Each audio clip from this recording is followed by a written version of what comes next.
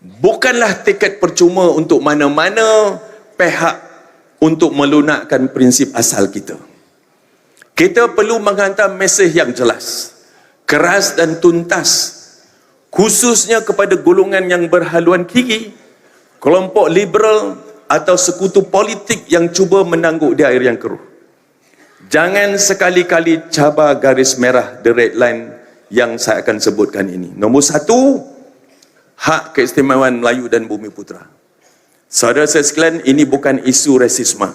Ini adalah asas perlembagaan dan kontrak sosial yang telah membina negara ini. UMNO tidak dibentuk untuk menjadi apologetik dalam mempertahankan hak bangsa.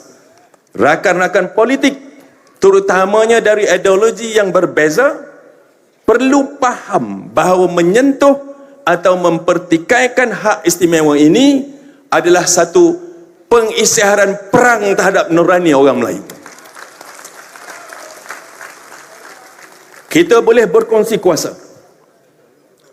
I repeat, kita boleh berkongsi kuasa. Tetapi kita tidak akan berkongsi atau menggadai maruah bangsa, insya-Allah. Ya.